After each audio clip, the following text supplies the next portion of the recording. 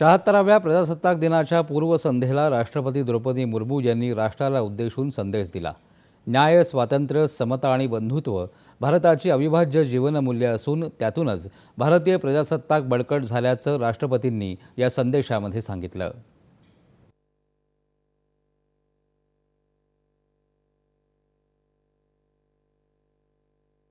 स्वतंत्र भारताचा गेल्या 75 वर्षांच्या काळात दीर्घकाळापासून सुप्तावस्थेत असलेल्या देशाचा आत्मा आता जागृत झाला असून जागतिक समुदायात आपलं यथार्थ स्थान प्राप्त करण्यासाठी वाटचाल सुरू केली आहे, असे गौरवोद्गार राष्ट्रपती द्रौपदी मुर्मू यांनी काढले। प्रजासत्ताक दिनाच्या पूर्वसंध्येला काल त्यांनी राष्ट्राला उद्देशून संदेश दिला। जगातल्या सर्वात प्राचीन संस्कृतींमध्ये गणना होणाऱ्या भारताला एकेकाळी ज्ञान आणि विवेकाचं उगमस्थान मानलं जाई, मात्र परकीय आक्रमणं आणि वसाहतवादी काळामध्ये देशाला अंधकारमय युगातून प्रवास करावा लागला। अशातही देशाच्या सामूहिक चेतनेनं या तमोयुगातून बाहेर पडत स्वातंत्र्य आणि विकासाचा नवीन अध्याय लिहिला, असंही त्या म्हणाल्या। न्याय, स्वातंत्र्य, समता आणि बंधुत्व या आपल्याला आधुनिक युगात परिचित झालेल्या केवळ सैद्धांतिक संकल्पनाच नाहीत, ही जीवनमूल्य तर नेहमीच आपल्या सभ्यता आणि संस्कृतीचा अविभाज्य घटक राहिली आहेत, असंही राष्ट्रपती म्हणाल्या।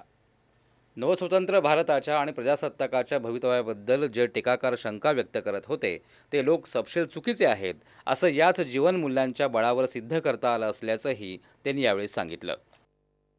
संविधानाचा सचेतन दस्तऐवज असा उल्लेख करत आपलं संविधान आपल्या सामूहिक अस्मितेचा मूळ आधार असून तो एका कुटुंबाप्रमाणे आपल्या एकतेच्या धाग्यामध्ये गुंततो, असंही राष्ट्रपती म्हणाल्या। गेल्या 75 वर्षांमध्ये आपण संविधानाच्या रूपरेषेवर आधारित प्रवास करत व्यापक परिवर्तन केलं आहे, असंही त्यांनी सांगितलं। गेल्या काही वर्षांमध्ये आर्थिक विकासाचा दर सातत्याने अधिक राहिला आहे असं सांगत सर्वसमावेशक विकास ही आपल्या प्रगतीची आधारशिला आहे आणि तिच्यामुळे विकासाचा लाभ व्यापक स्तरावर अधिकाधिक देशवासियांपर्यंत पोहोचतो, असं राष्ट्रपती म्हणाल्या। सरकारनं लोककल्याणाची नवी व्याख्या केली आहे। या व्याख्येनुसार निवारा आणि पिण्याचं पाणी अशा मूलभूत गरजांना अधिकार मानला गेला आहे, ज्यातून वंचित दुर्बल घटकांचा विकास होऊ शकला, असं त्यांनी सांगितलं। गेल्या काही वर्षांमध्ये देशात झालेल्या पायाभूत सुविधा आणि इतर विकास कामांचा त्यांनी उल्लेख केला।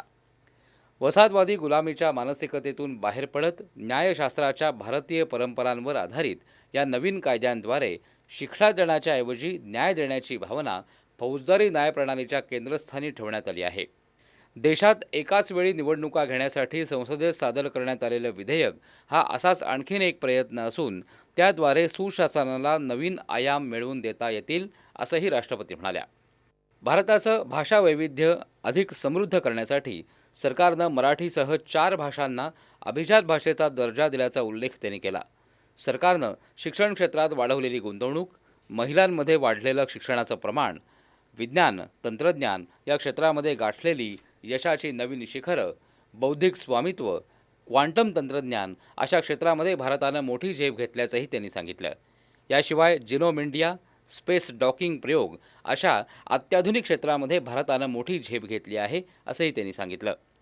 महात्मा गांधी यांचा संदेश सांगत सभ्य आणि शुद्ध स्वरूपामध्ये स्वराज्य उभारणीसाठी राजकीय असोत किंवा वैयक्तिक नीतिमत्तेला सर्वोच्च स्थान द्यायला हवं, असं राष्ट्रपती म्हणाल्या।